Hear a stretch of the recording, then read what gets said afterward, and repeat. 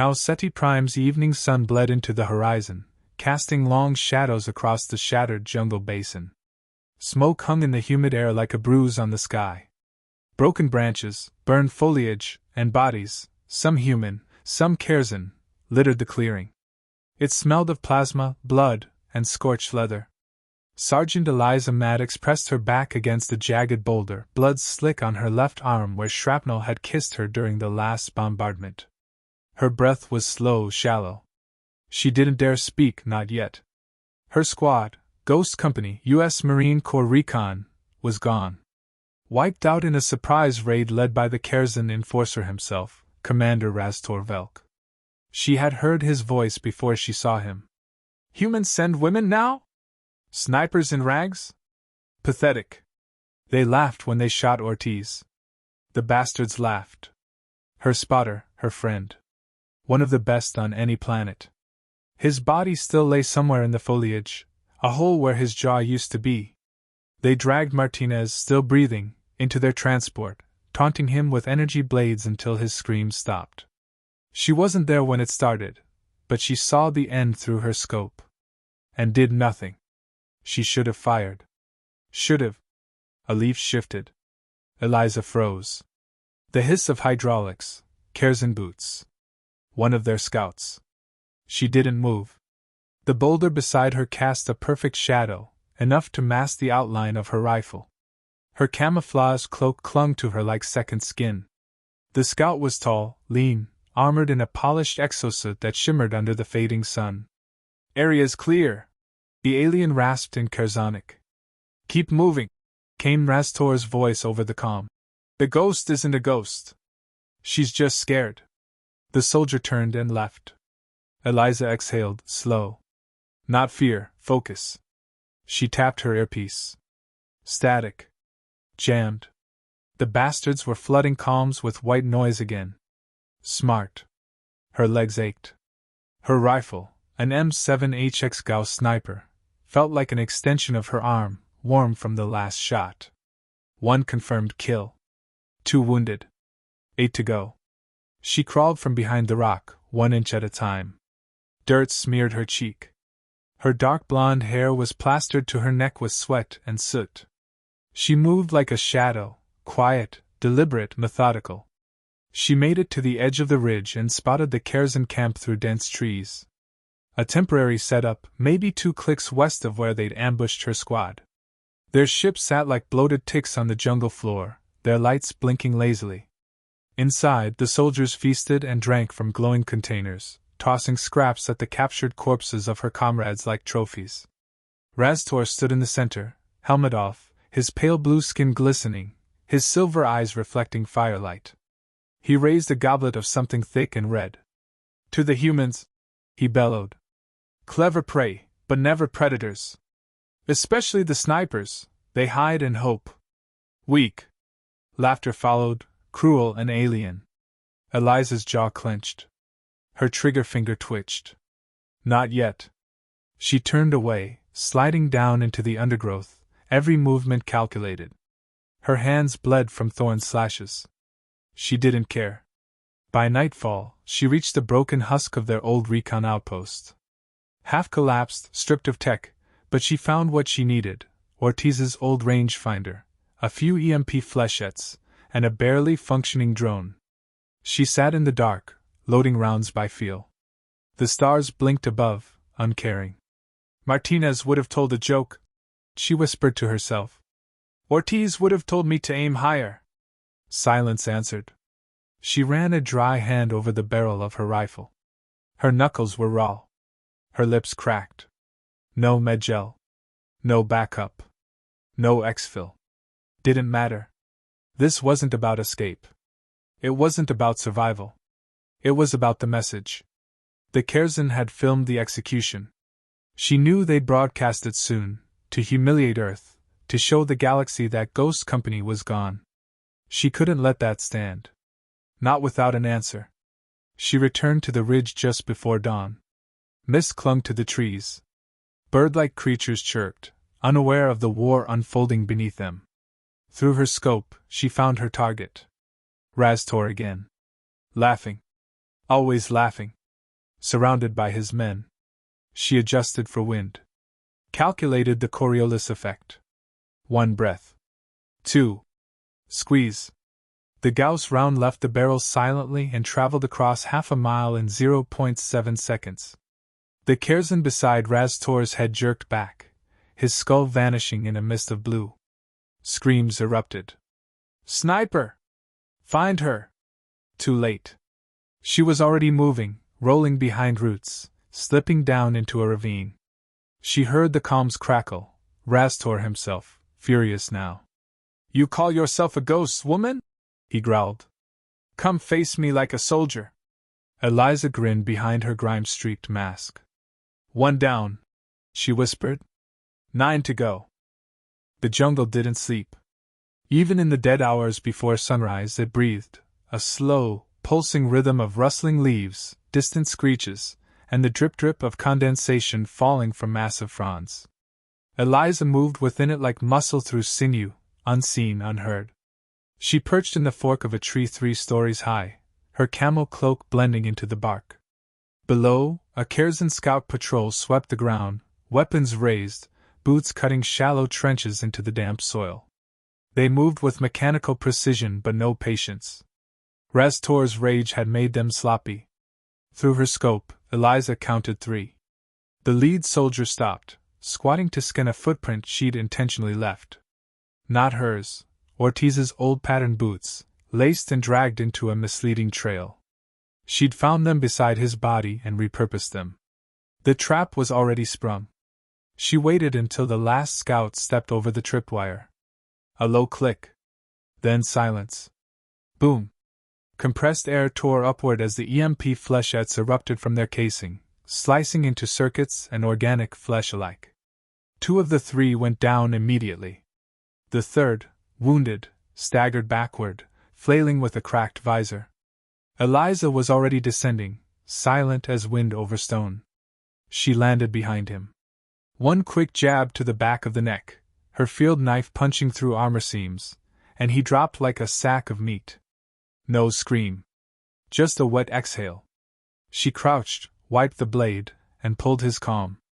Sector 9 breached. Scout team down. She whispered into it, mimicking the patrol leader's raspy tone. Static.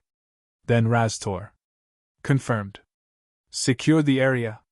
Stay sharp. She's not to be underestimated. Eliza smiled. Now you learn, she thought. By mid-morning, panic had begun to fester within the Kherson ranks. The once celebratory encampment had transformed into a fortress. Floodlights. Perimeter beacons. Sensor drones. It wouldn't save them. Eliza crawled to the ridge again, using roots and moss to deaden her scent and break her silhouette. Her drone, patched and clumsy, hovered just above canopy height, its signal bouncing off the ridge antenna she'd wired manually the night before. Just enough range to get visuals. She saw Raztor pacing inside a mobile command center. Furious. 4 dead in 12 hours. 2 by round, 2 by blade. He had a new plan. He broadcast. Human sniper. You have no exit. No allies. If you surrender, I will show mercy. Refuse, and I will burn every inch of this jungle to the soil. She tapped into the frequency and cut in. Burn it. I'll still be breathing smoke. The channel went dead. Seconds later, plasma mortars began to fall. The jungle lit up in bursts of fire and ash. Trees exploded. Soil cratered. Birds fled in frantic spirals. Eliza ran. Branches whipped at her. Bark splintered under concussive blasts. She dove into a ravine, rolling through mud and root webs until she hit water, cold, fast-moving. She let the current take her half a mile downstream, emerging soaked but alive. She didn't need the jungle. She was the jungle. At dusk, she returned to strike again. This time from the south slope. 2 soldiers stood watch near a mobile comm tower. Tall, armored, relaxed, wrongly? She aimed. The first died with a hole in his chest. The second turned to run. Too slow. 1 shot. Neck. Collapse. She sprinted forward, rewired the uplink, and rerouted Raztor's private feed through the base-wide channel. Then she spoke.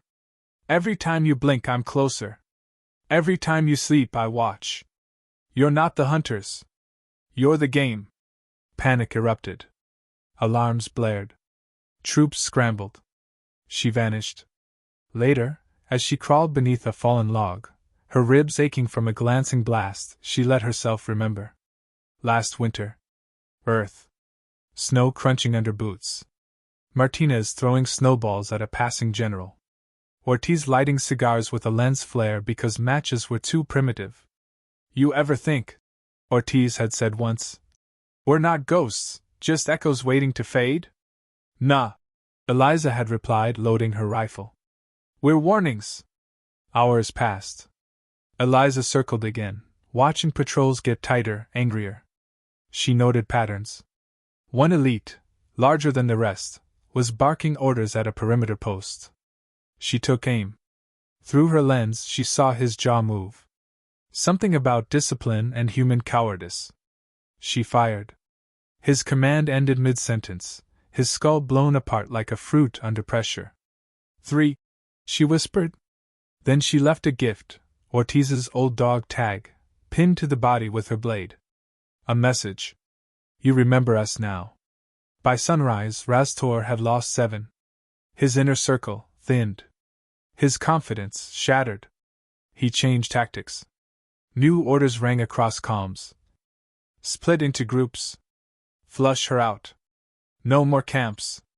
No more waiting. She dies tonight. Good, Eliza thought. She preferred it that way. The forest was no longer theirs. It was hers. Every Kherson squad sent into the trees came back bleeding, if they returned at all. They moved in pairs now, nervous, backs against each other. Their eyes darted, searching the branches, the mist, the shadows. Eliza was the shadow. She crouched in a gully thick with moss, adjusting the scope of her rifle. Her gloves were torn, the left one soaked in old blood. A splinter of pain ran through her side with every breath, a cracked rib, maybe 2. Didn't matter. She'd gone 3 days without sleep before. This was no different. She sighted the group ahead, 3 Kherson soldiers, hunched near a fallen tree, muttering in low tones. She doesn't sleep. It's like she's not even human, one said in a clipped, guttural accent. Raztor said she's baiting us, another replied. Testing our resolve. She's a myth, that's all. Just a shot cut the air. The one who spoke last collapsed sideways, eyes wide, throat gone. No one else moved. Eliza didn't fire again. She didn't need to. The other 2 sprinted for cover, shouting alerts. She was already backing into the brush, melting away. Let them panic. Let the fear grow teeth. At a shallow stream half a click east, she rigged her next move. A speaker, clipped from the dead comms officer 2 nights ago, played soft echoes of her voice, pre-recorded. You're being watched. She timed it to trigger every 20 minutes. Kherson scanners would chase the sound until nightfall. It would give her room to move. Misdirection. One of her favorite tools. By noon, the sun clawed through the canopy in thin beams. Her stomach growled, but she ignored it. Focus mattered more than food. A ration bar could wait. She spotted fresh boot prints in the mud, deep, wide set. Raztor's personal guard. He was getting desperate, bringing his finest into the trees. Arrogance made them slower. Bigger targets. She climbed into the high branches of a thornbark tree and waited. The scent of sap clung to her armor. Minutes passed. Then movement. 4 guards. They stomped through the glade below, weapons primed, eyes scanning the ground. One carried a motion scanner. Another wielded a plasma halberd like a club. Eliza didn't blink. She adjusted her angle. No shot yet. She didn't want panic, she wanted confusion. She dropped a flare shell 20 feet behind them. It exploded with a burst of heat and white light. The soldiers turned instantly, barking in alarm. She fired, once. The halberd wielder dropped with a hole in the back of his skull. The rest scattered, ducking for cover behind stumps and roots. She moved to a secondary perch and shot again. Another fell, gasping. "We're flanked!" "She's behind us!" one shouted. Wrong. She was above them. Eliza slipped down a tree limb, landing silent. Close range now. She drew her knife. One soldier turned just as she lunged, too late. Blade through the throat. Muffled gargle. Collapse. The last one spun and fired wildly into the brush. Trees burned, vines vaporized. He reloaded, hand shaking. "Where are you?" he screamed. "Right here," Eliza answered.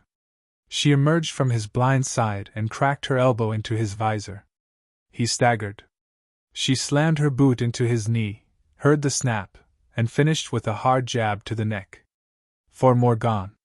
She exhaled through gritted teeth. Her side ached worse now. Her arm trembled. Still standing. She found a pocket in the hillside, half sheltered and dry. As the sun dipped behind the ridge, she allowed herself 30 minutes. Rest, not sleep. She patched her ribs with a salvaged brace and bit into a ration bar. It tasted like ash and metal. Her drone buzzed overhead. The feed was grainy but clear enough. Rastor was relocating. His camp had collapsed into a tight mobile convoy. They were retreating west toward their dropship. He was giving up on the jungle. She wouldn't let him leave. By dusk, she had eyes on the convoy. 10 soldiers, 2 vehicles, 1 command pod. They moved through a clearing carved with brute force, burning anything in their way. Rastor stood at the rear, barking orders into a comlink. "We leave by dawn. I want her corpse before we lift." Arrogant to the end. She crept parallel to them through a dry gully, laying charges, stolen plasma cells strapped with copper wire and bone fragments. Crude but effective. Tripwire traps, designed for chaos. When the second vehicle rolled over the first charge, it erupted in a fireball that split the air like thunder. Screams. Shouts. Gunfire in all directions. Eliza used the chaos. She sniped the driver of the lead transport, sending the vehicle into a tree. It buckled and flipped, crushing 2 soldiers underneath. The rest scattered again. Like insects. She advanced low, close, using smoke and confusion. A sniper shouldn't be this close, but she wasn't playing by rules anymore. "Show yourself!" someone shouted. She responded with a burst of automatic fire, stolen carbine, clearing a path. One soldier tried to charge her. She sidestepped and shot him point blank. No hesitation. She was bloodied, exhausted, half broken. But she was winning. As night swallowed the horizon, Rastor stood alone beside the smoking wreck of his command pod. His soldiers were dead or dying. He looked into the trees, jaw tight, weapon drawn. "You think this is victory, human?" he shouted. "You think death makes you stronger?" She answered from the dark. "No. But fear makes you weaker." His eyes widened, he turned. A blade kissed his cheek before vanishing back into the trees. He fired wildly. Missed everything. She didn't kill him. Not yet. That would come last. Night on Tau Ceti Prime was a velvet shroud, heavy, damp, and filled with sounds that didn't belong. Insects hummed like static. Distant predators cried in chorus. Somewhere far off, fire still crackled from the ruins of the Kherson convo. Eliza moved through it all like a ghost. Her body hurt in more places than she could count. The brace on her side was soaked with sweat and blood, but the pain grounded her, kept her sharp. She clutched her rifle like a lifeline, scanning the terrain for movement, signs, traps. Only 1 kill remained. Rastor. But he wasn't hiding anymore. He was baiting. She found the signal just before midnight, a human distress beacon, weak and flickering. It pulsed from a cave embedded in the eastern ridge. The signal was encoded in marine protocol. Authentic. She stared at it for 5 minutes. Couldn't be real. They'd captured Martinez. Could this be a trap tied to his gear? Or worse, was someone still alive? Either way, it was bait. She circled the ridge and scoped the cave from afar. No heat signatures. No patrols. Too clean. Too easy. Still, she had to be sure. Eliza crawled in low, every muscle locked. Her rifle barrel led the way. Her heart thumped like a drum in her ears. Inside the cave, the beacon lay against the far wall, dim and pulsing red. "If you're alive, show me your hands," she whispered into the darkness. No answer. She edged closer, boots silent on stone. 30 feet. 20. 10. She saw it too late, a faint shimmer in the air. A cloaked Kerzan proximity mine. Her instincts kicked in. She dove, hard arms over her head. The mine detonated midair with a sharp crack of concussive force, slamming her into the wall. Dust and rock rained down. Her ears rang. Her back screamed. Her rifle was torn from her hands. Eliza blinked hard, pulled herself upright, gasping. Footsteps echoed outside the cave. Heavy. Measured. "Clever human," Rastor's voice growled from the entrance. "But not clever enough." He stepped into view, silhouette lit by the fires outside. Armor cracked from shrapnel, half his face smeared with dried blood. But his eyes burned bright. She rolled behind a stone outcrop, drawing her sidearm. 2 rounds left. He aimed his rifle, fired. Stone exploded near her head. She ducked lower, one arm shielding her face. "They said you were a ghost," he continued, circling. "But you're just a woman in pain. Hunted. Alone. You talk too much," she said, and fired. 1 round glanced his shoulder. He snarled and returned fire. She dove again, scraping her elbow raw. Her last round missed. He stalked closer.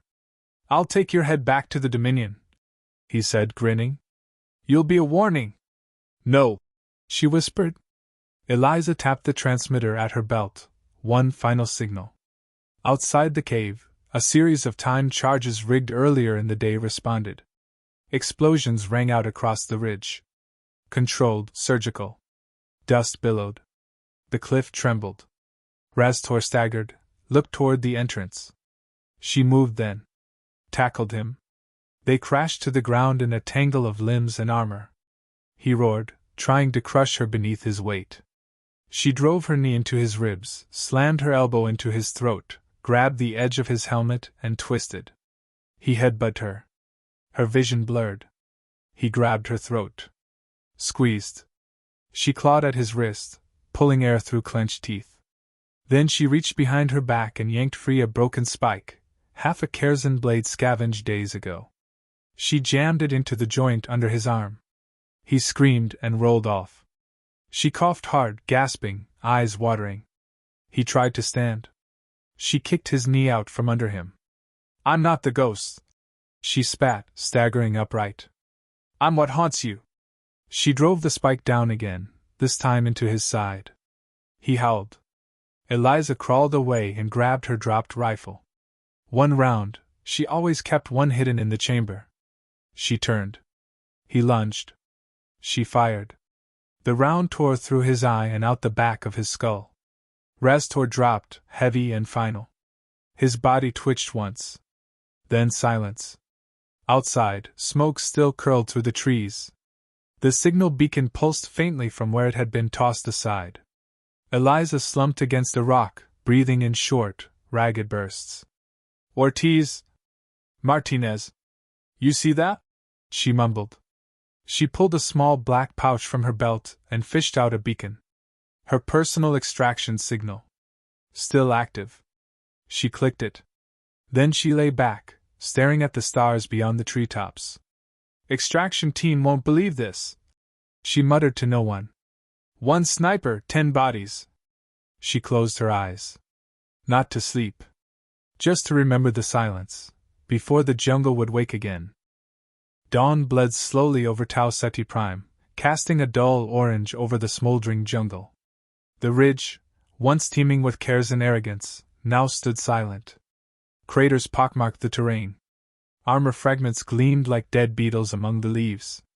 The air held a coppery tang, smoke, ozone, and drying blood. Sergeant Eliza Maddox stood at the highest point, her cloak fluttering lightly in the morning breeze. Her rifle rested across her back. Dried blood streaked her face and neck, one eye nearly swollen shut. But she was upright. Raztor's body still lay at the base of the ridge, motionless, cooling. The once proud commander was now just a lifeless husk, face caved where the last bullet had exited. She hadn't moved him. Let the jungle claim him. She activated the beacon again. The pulse blinked steady now, solid connection. It would take time for the signal to reach the fleet. Maybe hours. Eliza didn't plan to wait idle. She returned to the Kerzin camp ruins before midday. The smoke had thinned, but the wreckage remained untouched. Scorch marks painted the soil in irregular arcs. Severed limbs and scorched equipment were scattered among broken crates and torn flags. She walked through the wreckage slowly, inspecting what had once been their pride. Food crates filled with exotic rations. Portable med bays. Power cores cracked like eggs. She paused beside a comm station, its console half melted. The Dominion's frequency logs were still partially intact. She uploaded them to her datapad. "Let Earth hear what you said about us," she muttered. Her boots crunched over shattered helmets. She collected 3, placing them in a line beneath the camp's central banner, now fallen. She stepped back and activated her drone. A live feed shimmered to life, broadcasting on open channel. Human frequencies. Kerzin, too. Let them all watch. Eliza stood beside Raztor's insignia, holding his bloodied helmet in one hand. "This is Sergeant Eliza Maddox, United States Marine Corps. Tau Ceti Prime is secure. Raztor Velk is dead. His forces eliminated. No prisoners. You mocked the sniper. You called us ghosts. Now you remember our names." She dropped the helmet at her feet. It bounced once and rolled to a stop. "Let this be your message." The drone cut feed. Silence settled again. An hour passed. Then 2. Eliza waited in the shadow of a half-burned tower. She chewed the last of her ration bar and sipped from a canteen filled with filtered stream water. Her muscles screamed every time she shifted. Her shoulder throbbed in rhythm with her pulse. But she stayed alert. Just before sundown, she heard it, a low hum from the sky. She stood slowly and stepped into the clearing. A silhouette cut across the clouds, sleek, angular, black with red thrusters. Human design. The extraction dropship descended without ceremony, landing thrusters flattening the brush. The ramp dropped with a hydraulic hiss. 3 soldiers emerged, black ops gear, visors down. One approached. "Sergeant Maddox?" She nodded once. The soldier scanned her, eyes widening slightly behind the visor. He stepped aside. "You're alone?" "Not exactly," she said. "But I'm the last one breathing." They didn't ask more. She stepped aboard. The doors sealed behind her. Inside, the medbay was cool and white-lit. She sat on the edge of a cot while a medic patched her ribs and cleaned her split brow. The pain dulled under the sting of coagulants. A lieutenant stepped in, sharp, young, unscarred. "You were declared Kia 4 days ago." "Reports were premature," she replied flatly. He hesitated. "There were 10 confirmed kills on enemy side. 1 woman. No backup." "That's rare." "No," she corrected. "That's standard." He nodded awkwardly, then offered a datapad. "Command wants your report." She took it but didn't read it yet. "You record that transmission?" "Yes, ma'am." Broadcast went wide. Dominion silence so far, but they heard you. Eliza leaned back. Her eyes stung. Not from smoke this time. Later, as the ship lifted and left the jungle behind, she stood by the rear viewport. The cratered green canopy stretched below, scarred but alive. Ghost Company was gone. But their memory was etched into every inch of that terrain. She reached into her vest and pulled out a black tag. Ortiz's. She hung it beside hers on the rifle strap. "We weren't echoes," she whispered. "We were the warning." The ship banked and soared toward orbit. Behind them, Tau Ceti Prime disappeared beneath cloud cover, quiet again. But its silence spoke volumes.